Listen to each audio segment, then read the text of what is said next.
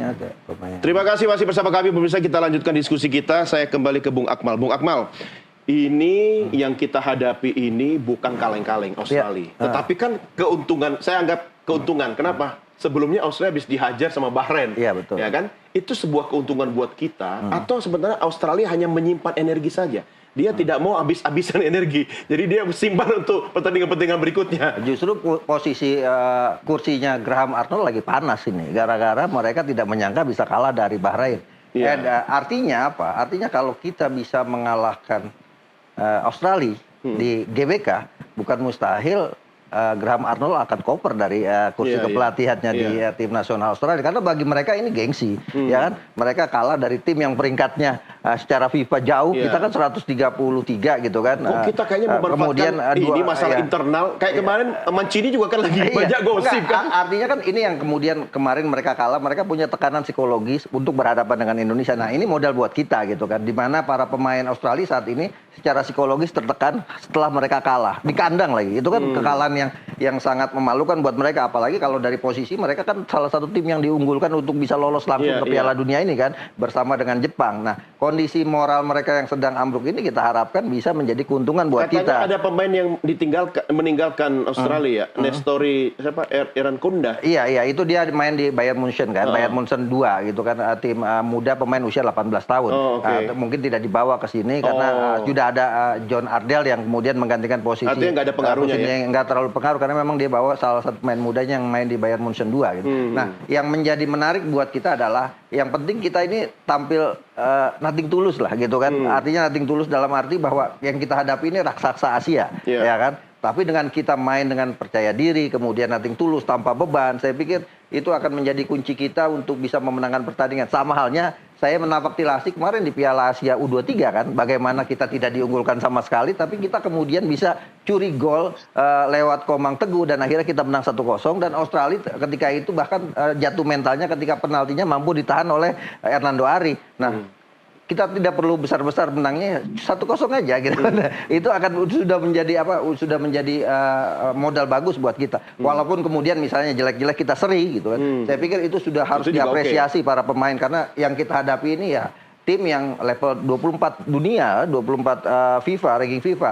Ini yang harus kita pahami sebagai penggemar sepak bola. Bagaimanapun yang paling penting bagaimana progres tim nasional kita ini terus meningkat, sehingga ke depan apa yang kita harapkan tim nasional ini bisa bersaing lagi bukan cuma di level Asia tapi juga di level dunia. Kalau pakai 3-4-3 kita menyerang dong.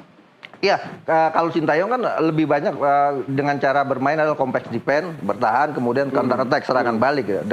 Dengan dia, bahkan kemarin kalau kita lihat melawan Arab Saudi pakai false nine, kan nggak ada striker murni di sana kan. Bagaimana Orat Mangun bergantian dengan Rafael Struijk untuk mengisi posisi depan, kan, saling rolling di sana.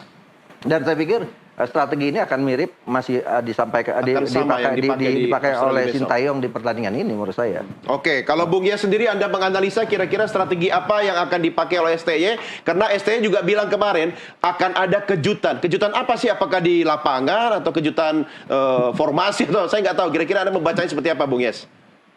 Ya, Bung Doni. Sorry, saya harus kembali dulu ke yang tadi itu. Itu ilustrasi susunan pemain itu didapat dari mana? Dari Timnas atau dibikin oleh Nusantara TV? Ya, ini prediksi dari redaksi NTV, Bung Yes. Oh ya. Kalau prediksi, menurut saya ada keliru di sana, karena Sandy Walsh itu kalau main di posisi kiri itu tidak pernah dimainkan di situ.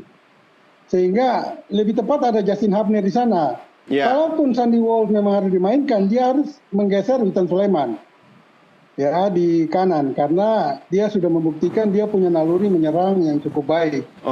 Dan gol tunggal itu lahir dari dia walaupun tidak mutlak ya.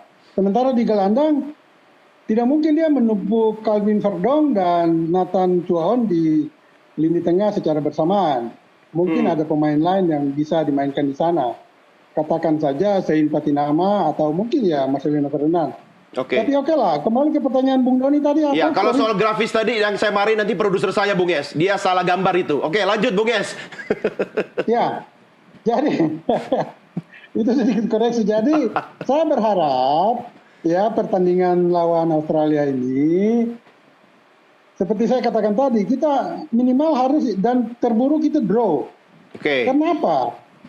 Australia sendiri bisa dikalahkan walaupun sepak bola itu bukan matematika ya. Tetapi dengan kekalahan Australia di kandang, ini memperlihatkan mereka itu bukan tim yang patut diunggulkan untuk saat ini ya, untuk periode ini. Ya, walaupun mereka memang salah satu langganan Piala Dunia. Kekalahan di kandang itu sangat sulit diterima bagi Australia, apalagi dikalahkan oleh tim Bahrain. Karena negara-negara Asia Barat itu sulit sekali bisa mengalahkan Australia di kandang sendiri. Nah, jadi kehadiran mereka di Senayan ini harus kita manfaatkan betul untuk meraih kemenangan. Nah, untuk itu, ya kembali lagi, saya berharap Sintayong memainkan formasi yang lebih kuat dalam menyerang. Ya, sehingga peluang itu semakin terbuka untuk kita. Itu kira-kira, Bung Doni. Oke. Kalau misalnya Anda diminta memilih 11 pemain itu, jadi nama-nama sudah confirm siapa aja, Bung Yes? Kalau melihat dari perjalanan tim ini ya, terutama sebagian besar pemain keturunan, kalau Sintayong bermain dengan formasi 3-5-2, maka tiga belakang itu konsisten dengan Rizky Ridho di bek kanan, ya, Jai Ices di center back, dan di kiri itu Justin Hubner. Dia harus dimainkan karena dia jelas lebih bugar kondisinya dari pemain-pemain lain. Di tengah itu ada 5 ya, ada Tom Haye, Ivar Jenner, dan juga Sandy Walsh, dan 2 dari 1 itu harus main duluan, antara Nathan Chuon atau Alvin Verdong.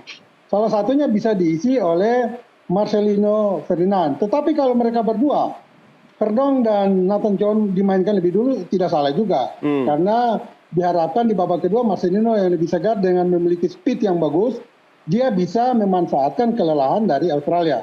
Nah, di depan ini sudah tidak ada lagi pilihan paling mutlak, ada di Ragnar Oratmangun dan Rafael Strijk. Itu kira-kira dalam formasi 3-5-2. Nah, formasi 3-5-2 ini 5 tengah itu ketika kita ditekan, baik Verdong maupun Nathan Chuon bisa turun, juga Sandy Walsh bisa turun, sehingga membuat formasi jadi berubah. Ya, bisa jadi 5-3-2. Nah, ini yang harus dimanfaatkan betul oleh pemain-pemain kita dengan formasi. Formasi ini sangat elok sekali, sangat bagus, ideal ya. Karena kita bermain di kandang dan memiliki kemampuan menyerang yang cukup kuat. Oke, ya. Tapi kemarin juga Bung Akmal, itu kan STY juga bilang soal kejutan. Ya, kalau kejutannya misalnya 1-0, oke, saya setuju. Tapi apakah ada kejutan-kejutan lain yang mungkin bisa masuk kepada soal formasi, atau strategi, serangan, dan sebagainya? Prediksi Anda kemana kira-kira? Ya, STY ini kan pelatih yang susah ditebak. Gitu. Bahkan saya sejak dia STY jadi pelatih, sampai sekarang, menebak formasi 11 saya nggak pernah ada yang benar. Gitu. Karena satu saat di injury time dia bisa ganti materi, komposisi pemain yang sesuai prediksi seharusnya sudah main, tapi bisa diganti itu posisinya. Bagus kan, biar tidak bisa dibaca lawan kan? Betul, dan beberapa kali dia selalu melakukan sedikit perubahan-perubahan di formasi, dan itu gaya khasnya STY. Jadi kalau kemungkinan ada perubahan formasi starting 11 seperti melawan Arab Saudi, ada potensi sekali. Bisa misalnya tiba-tiba di lini depan ditaruh Dimas Derajat, bukan mustahil itu terjadi gitu kan. Ada Ramadan Sananta di ini, kemudian untuk membangku cadangan terlebih dahulu misalnya Rafael Struijk, gitu. Itu kan bisa saja terjadi, dan pastinya akan dilihat di detik-detik terakhir atau 2 jam sebelum pertandingan dimulai. Perubahan itu akan sangat mungkin terjadi. Bisa juga misalnya tim psikolog kan bisa memberikan bantuan, ternyata secara psikologi pemain ini lagi tidak konsentrasi penuh gitu kan, ada masalah-masalah non teknis misalnya. Masalah apa? Ya misalnya kan seperti itu kan.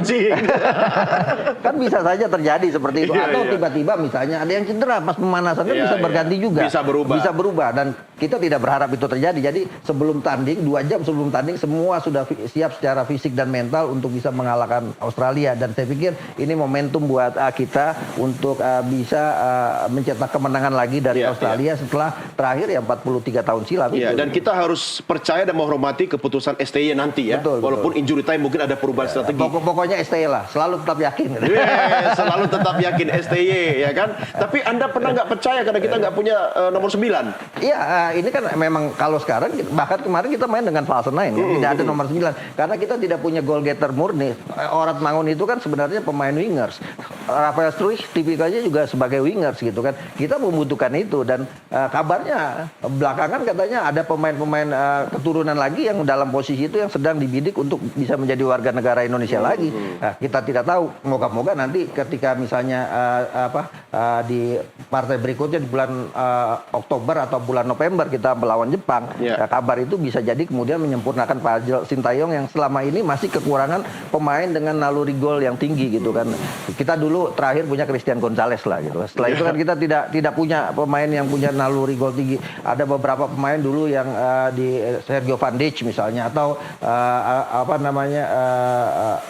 beberapa pemain yang dulu jadi striker tapi tidak punya naluri gol yang sangat tinggi dan ini problem yang kita hadapi saat ini. Oke, walaupun ada problem tapi saya tetap confident kok. Besok pemain Garuda bisa memberi yang terbaik.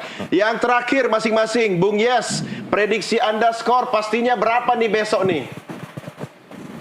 Ya, skor yang biasa 1-0 kalau tidak 2-1 untuk Indonesia. Asik. Untuk Garuda dong. Ya, Garuda terbang tinggi terus.